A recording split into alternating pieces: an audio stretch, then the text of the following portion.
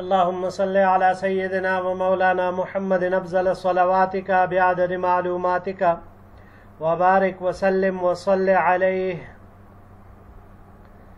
بسم اللہ الرحمن الرحیم. عزیز طلباء کرام، امید ہے انشاءاللہ العزیز آپ سب خیر و عافیت کے ساتھ ہوں گے. جامع السنن الترمذی جلد ثانی کے ابواب تفسیر القرآن عن رسول اللہ صلی اللہ علیہ وسلم کے باب ما جاء ومن سورۃ التوبہ کے 5ویں حصے کے ساتھ اللہ جل شانہ کے فضل و کرم سے ایک مرتبہ پھر آپ حضرات کی خدمت میں حاضر ہونے کا موقع ملا. بحمد اللہ تعالی. عزیز طلباء کرام، آج ہمارا سبق نمبر 369 ہے، تو بڑھتے ہیں اپنے سبق کی طرف. وبه قال حدثنا عبد بن حميد قال حدثني يعقوب بن إبراهيم بن سعد عن أبيه عن محمد بن إسحاق عن الزهري عن عبيد الله بن عبد الله بن عتبة عن ابن عباس رضی اللہ تعالی عنہما قال. ہمیں روایت کی عبد بن حمید نے، انہوں نے روایت کی یعقوب بن ابراہیم ابن سعد سے، انہوں نے اپنے والد یعنی ابراہیم ابن سعد سے، انہوں نے محمد ابن اسحاق سے روایت کی، انہوں نے زہری سے، انہوں نے عبید اللہ ابن عبداللہ ابن عتبہ سے، اور انہوں نے عبداللہ ابن عباس رضی اللہ تعالی عنہما سے. قال سمعت عمر بن الخطاب رضی اللہ تعالی عنہ یقول. ابن عباس رضی اللہ تعالی عنہما نے فرمایا کہ میں نے حضرت عمر ابن الخطاب رضی اللہ تعالی عنہ کو فرماتے ہوئے سنا.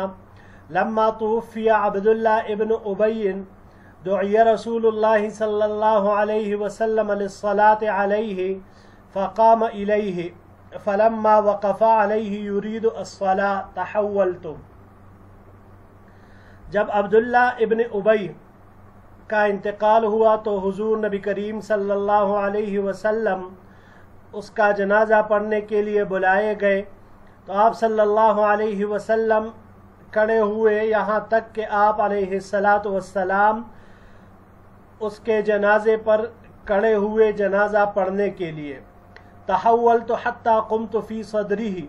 حضرت عمر رضی اللہ تعالی عنہ فرماتے ہیں کہ میں آڑے آ گیا یہاں تک کہ میں آپ صلی اللہ علیہ وسلم کی سینے کے سامنے کھڑا ہو گیا، یعنی بالکل ان کے سامنے میں کھڑا ہو گیا.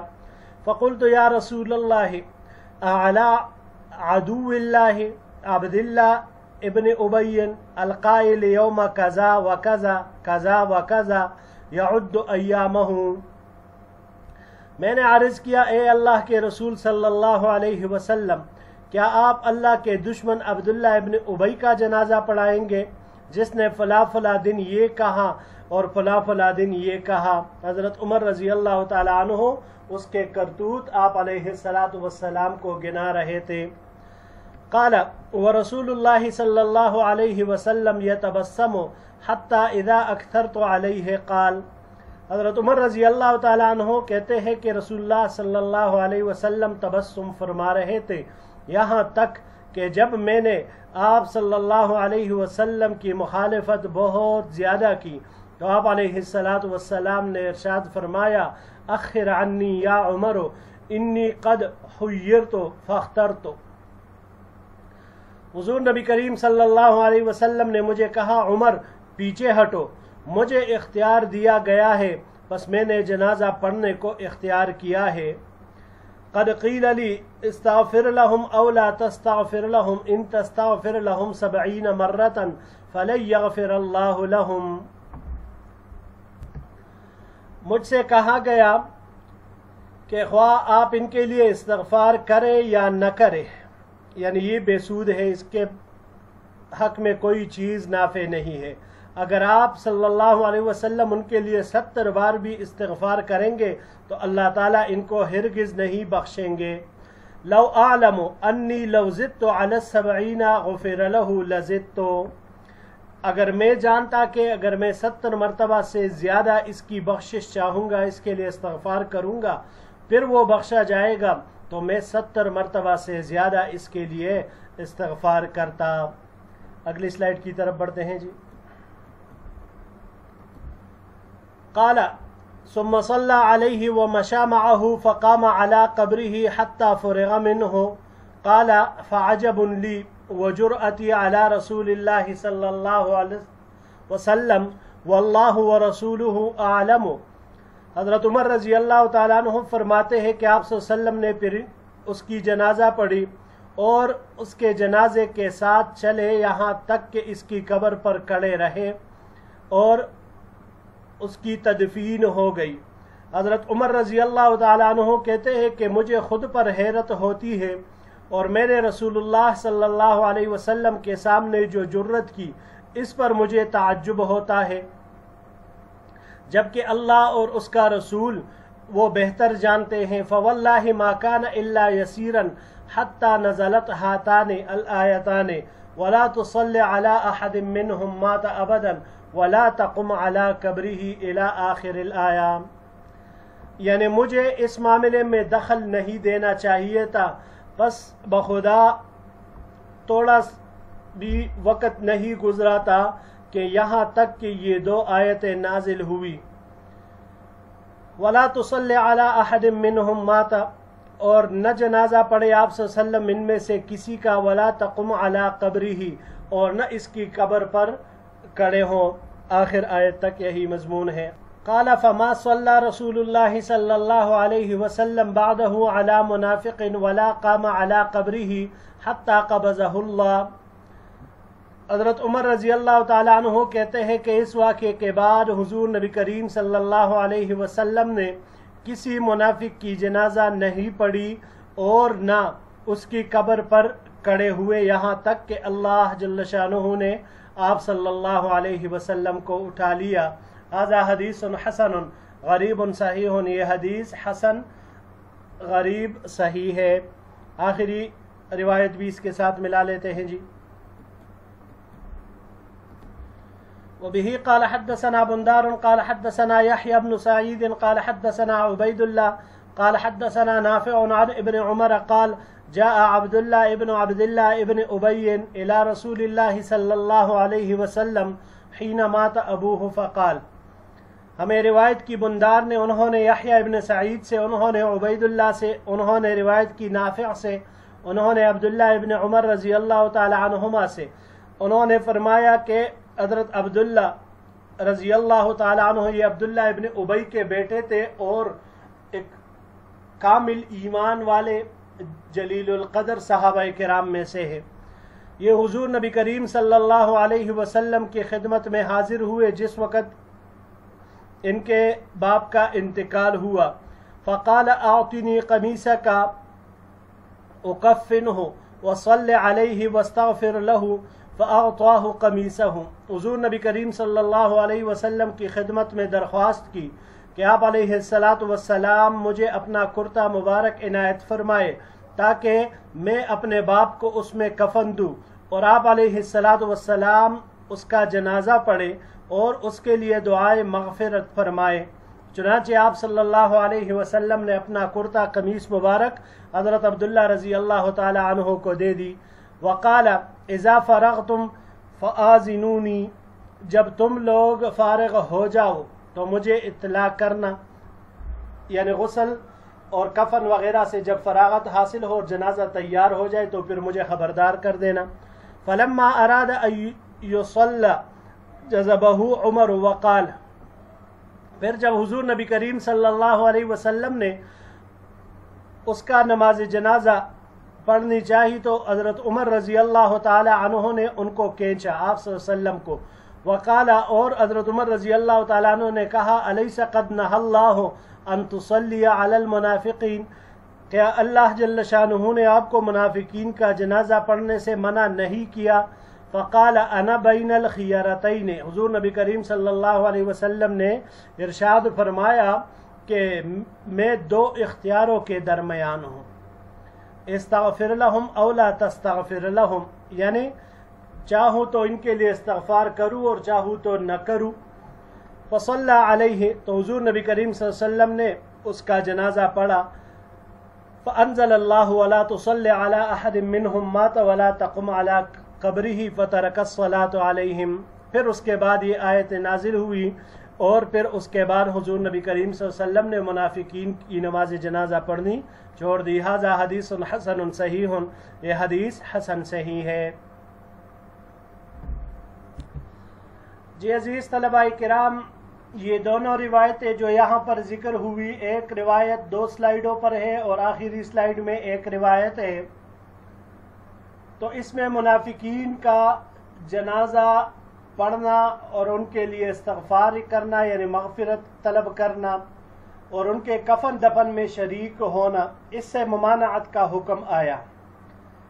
سورۃ توبہ کی آیت نمبر 84 اور 85 میں اسی کا ذکر ہے۔ عزیز طلباء کرام، مدینہ منورہ میں 12 منافقین ان کا ایک گروہ تھا جو ہر موقع پر حضور نبی کریم صلی اللہ علیہ وسلم اور مسلمانوں کی مخالفت پر کمر بستہ رہتا تھا، اور ان منافقوں کا جو سردار تھا وہ یہی عبداللہ ابن ابی ابن سلول تھا۔ غزوہ تبوک سے واپسی کے چند دن بعد ہی اس کا انتقال ہو گیا۔ اس کا ایک بیٹا حضرت عبداللہ رضی اللہ تعالی عنہ تھا جو نہایت ہی کامل درجے کا ایمان رکھتا تھا اور مخلص وفادار مسلمانوں میں سے تھا۔ انہوں نے آ کر حضور نبی کریم صلی اللہ علیہ وسلم کی خدمت میں گزارش کی، درخواست کی کہ کفن پہنانے کے لیے آپ اگر اپنا کرتا مجھے عنایت فرمائیں گے تو میں اپنے والد کو اس میں کفن دوں گا۔ تو آپ علیہ السلام نے اپنا کرتا اتار کر اس کو دے دیا۔ دوسری درخواست اس نے یہ کی کہ آپ صلی اللہ علیہ وسلم میرے والد کا جنازہ پڑھائے۔ آپ صلی اللہ علیہ وسلم اس کے لیے بھی تیار ہوئے، کیونکہ اس وقت تک آپ کو صراحتاً منع نہیں کیا گیا تھا۔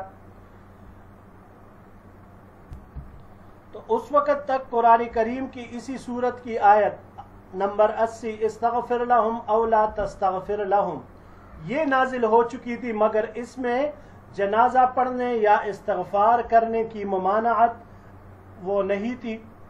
صرف یہ بات تھی کہ منافقوں کے لیے استغفار بے سود ہے، ان کے لیے کسی کام کا نہیں ہے۔ تو آپ علیہ السلام نے جنازہ پڑھنے کا بھی وعدہ فرما لیا۔ تو حضرت عمر رضی اللہ تعالی عنہ آپ صلی اللہ علیہ وسلم کے سامنے آ کر کھڑے ہوئے۔ تو آپ علیہ السلام کے سامنے وہ مختلف دنوں کے واقعات اور اس کے کرتوت، کیونکہ یہ خبیث تھا ہی ایسا کہ ہر جو بھی ذرا سا اس کو موقع ملتا تو یہ اپنی پوری جماعت کے ساتھ مسلمانوں کو ایسے انداز سے تکلیف اور اذیت دینے کی کوشش کرتا کہ جو کوئی دوسرا نہیں کر پا سکتا تھا۔ تو پھر بھی حضور نبی کریم صلی اللہ علیہ وسلم نے حضرت عمر رضی اللہ تعالیٰ عنہ کو فرمایا کہ بھئی اللہ نے مجھے اختیار دیا اور میں نے اپنے 2 اختیاروں میں سے ایک کو پسند کیا، یعنی میں نے جنازہ پڑھنا پسند کیا اس کے لیے۔ اور آپ صلی اللہ علیہ وسلم تو رحمت للعالمین، آپ علیہ السلام نے ارشاد فرمایا کہ دیکھیے اللہ جل شانہ نے کہا ان تستغفر لہم 70 مرۃ فلن یغفر اللہ لہم، 70 کی تعداد کئی مرتبہ گزرا ہے، کثرت کے لیے ہے، اتنی کثرت کے ساتھ، یعنی آپ علیہ السلام نے فرمایا کہ اگر مجھے پتہ چلے کہ اس سے زیادہ اگر میں اس کے لیے استغفار کروں، اس کے لیے بخشش طلب کروں، مغفرت طلب کروں اور اللہ جل شانہ اس کو معاف کر دیں گے اس پر، تو میں وہ بھی کر دوں گا، لیکن اس کے بارے میں مجھے کوئی علم نہیں ہے۔ تو اس وجہ سے آپ صلی اللہ علیہ وسلم نے اس کا جنازہ ادا کیا، اور جنازہ پڑھنے کے بعد حضرت عمر رضی اللہ تعالی عنہ کی جو رائے تھی اسی کے موافق قرآن کریم کی یہ اسی صورت براءت کی 2 آیتیں 84 اور 85 نازل ہوئی، اسی بات کے اوپر کہ آپ صلی اللہ علیہ وسلم کسی منافق کا جنازہ نہ پڑھے اور نہ اس کے قبر پر کھڑے ہو۔ تو پھر اس کے بعد حضور نبی کریم صلی اللہ علیہ وسلم نے کسی بھی دوسرے منافق کا نہ جنازہ پڑھا اور نہ اس کے بعد آپ علیہ السلام پھر کسی منافق کے قبر پر کھڑے ہوئے۔ عزیز طلباء کرام، حضرت عمر رضی اللہ تعالی عنہ کی یہ روایت جو عبداللہ ابن عباس رضی اللہ تعالی عنہما نے نقل فرمائی ہے، بخاری شریف میں بھی یہ مذکور ہے۔ تو جس طرح یہاں پر اس روایت میں نزلت ہاتان الآیتان کا تذکرہ ہے تو وہاں پر بھی 2 آیتوں کے نزول کا تذکرہ ہے، جبکہ آیت کے آخر میں الی آخر الآیہ، ابتدا سے معلوم ہوتا ہے کہ 2 آیتیں نازل ہوئی، پھر آیت کے آخر میں لکھا ہوا ہے الی آخر الآیہ، جس سے معلوم ہوتا ہے آخر آیت تک یعنی ایک ہی آیت تھی۔ تو محدثین حضرات فرماتے ہیں کہ الآیتان والا جو روایت ہے یہ صحیح ہے، اور اس موقع پر سورہ براءت کی یہی 84 اور 85 نمبر آیت نازل ہوئی تھی، یہ 2 آیتیں۔ تو صحیح یہی ہے، اگرچہ اکثر روات نے ایک آیت کا تذکرہ کیا ہے۔ جی عزیز طلباء کرام، یہیں تک ہمارا آج کا سبق تھا۔ انشاءاللہ العزیز زندگی رہی تو اگلے درس میں ایک نئے باب کے ساتھ پھر آپ کی خدمت میں حاضر ہوں گے۔ السلام علیکم ورحمۃ اللہ وبرکاتہ۔